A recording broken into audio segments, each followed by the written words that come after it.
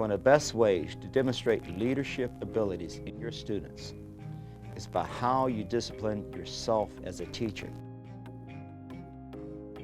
Nothing can be more powerful to convince a student to believe in himself than by you being able to show them how to make their techniques work.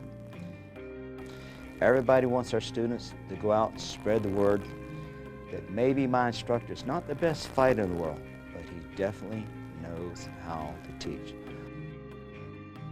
One of the best ways a teacher can do this is by what I call the practice of training purposefully.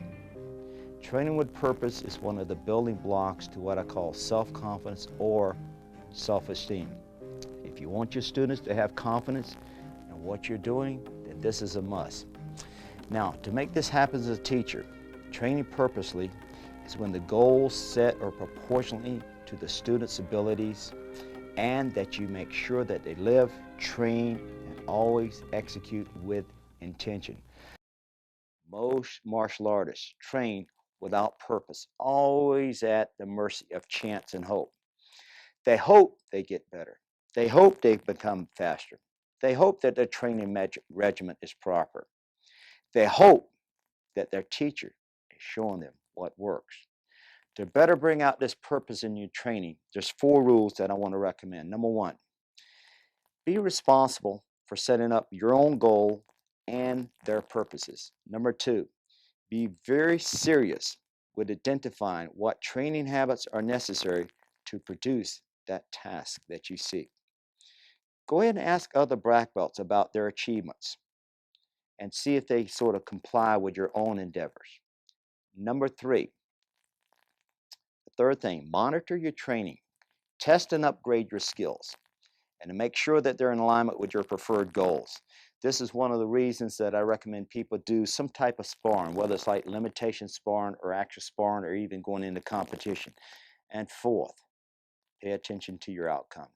Be realistic. If your training is leading you to achieve what you set out to accomplish.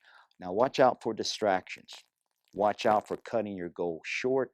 Watch out for drifting at midstream before your goals are actually accomplished.